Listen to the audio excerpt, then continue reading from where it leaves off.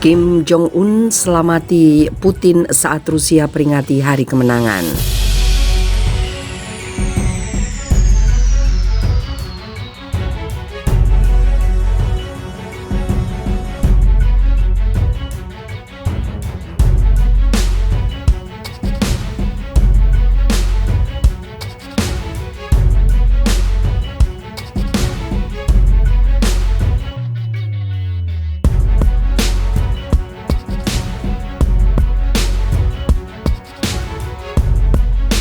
Pemimpin Korea Utara Kim Jong-un mengirimkan ucapan selamat kepada Presiden Rusia Vladimir Putin saat Rusia memperingati Hari Kemenangan pada 9 Mei. Dalam suratnya, Kim Jong-un menyatakan solidaritas teguh Korut terhadap Rusia.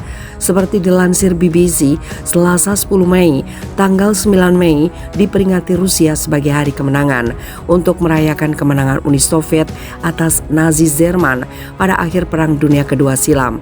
Tahun ini Rusia memperingati 77 tahun Hari Kemenangan dengan parade militer dan pidato Putin. Kantor berita Korut, Korean Central News Agency, melaporkan bahwa Kim Jong-un mengirimkan surat berisi ucapan selamat kepada Putin pada 9 Mei. Kim Jong-un menyampaikan solidaritas yang teguh kepada rakyat Rusia untuk membasmi ancaman politik dan militer dan pemerasan oleh pasukan musuh, sebut KCNA dalam laporannya merujuk pada surat untuk Putin. Disebutkan juga oleh KCNA bahwa Kim Jong-un juga menyatakan keyakinan bahwa hubungan persahabatan yang strategis dan tradisional antara kedua negara akan terus berkembang. Korut baru-baru ini menyoroti hubungan dekatnya dengan Rusia dan secara terang-terangan mendukung Moskow atas invasinya ke Ukraina saat banyak negara lainnya mengecam. Pada Februari lalu, Korut menyalahkan kebijakan hegemonik dari Amerika Serikat dan negara barat lainnya sebagai penyebab konflik Ukraina. Dalam pidatonya pada 9 Mei, Putin menyatakan bahwa pasukan Rusia di Ukraina sedang membela tanah air dari ancaman yang sama sekali tidak dapat diterima. Kepada ribuan tentara yang berkumpul di Lapangan Merah, Moskow, seperti dilansir AFP, Putin mengatakan bahwa pasukan Rusia di Ukraina melanjutkan pertempuran melawan Nazisme, tetapi penting untuk melakukan segalanya agar kengerian perang global tidak terjadi lagi. Anda berjuang untuk tanah air Anda, masa depannya, sehingga tidak ada yang melupakan pelajaran dari Perang Dunia Kedua, kata Putin di depan ribuan tentara Rusia pada saat itu. Menurut Putin, Rusia tidak punya pilihan selain melakukan respon pencegahan terhadap agresi dan menyebutnya sebagai satu-satunya keputusan yang tepat untuk negara yang berdaulat, kuat, dan merdeka.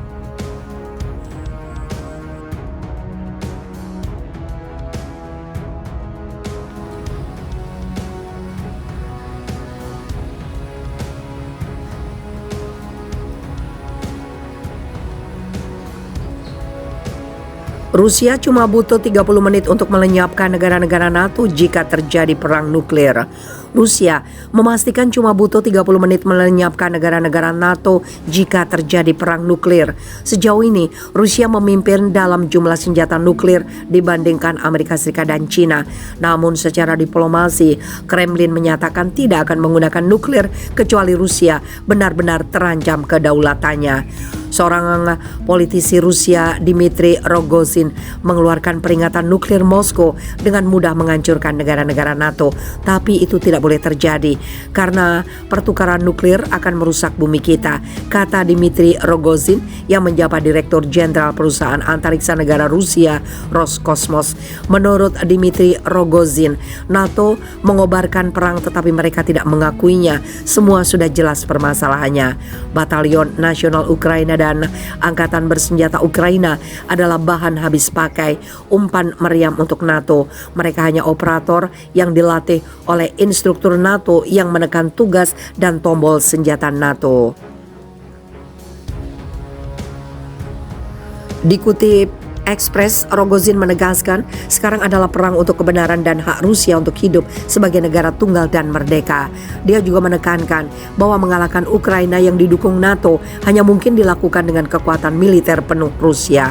Pada hari Jumat, juru bicara Kementerian Luar Negeri Rusia mengatakan tidak akan menggunakan senjata nuklir di Ukraina. Alexei Zaitsev mengatakan kepada wartawan bahwa penggunaan senjata nuklir oleh Rusia tidak berlaku untuk operasi militer khusus di Ukraina. Meskipun demikian, Rusia berbagi bahwa mereka telah meluncurkan uji coba rudal balistik antar benua Sarmat pada bulan April. Vladimir Putin diperlihatkan di televisi diberitahu oleh militer bahwa rudal telah diluncurkan dari Plesets di barat laut dan mengenai sasaran di semenanjung Kamchatka di timur jauh.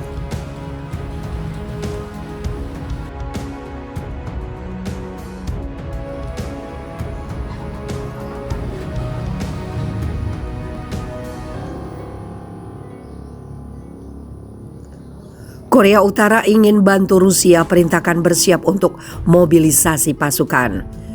Korea Utara dikabarkan telah bersiap memobilisasi pasukannya untuk membantu Rusia pada konflik di Ukraina. Hal itu diungkap oleh sumber dari provinsi Pyongan Utara. Sumber tersebut mengungkap bahwa otoritas Korea Utara harus menunggu hingga 2 hari untuk memberitahu seluruh negara mengenai serangan Rusia ke Ukraina. Sebelumnya, hanya anggota penting dari partai berkuasa, Partai Buruh Korea, yang diberitahu pada rapat pribadi, kemudian disebarkan ke seluruh negara. Kemarin, setiap komite partai regional di provinsi telah memberitahu semua anggota partai bahwa sekutu kuat kita, Rusia, sedang berperang, ujar sumber itu kepada RFA, seperti dikutip dari VOA.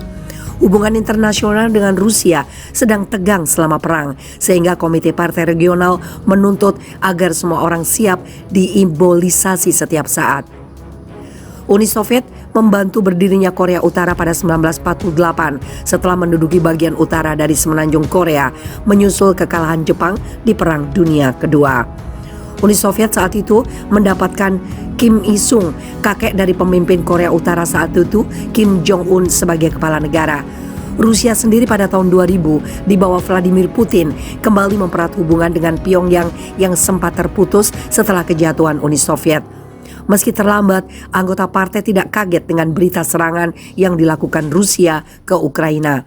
Tapi menurut sumber itu, mereka berpikir mengapa pihak otoritas Korea Utara merahasiakan berita tersebut.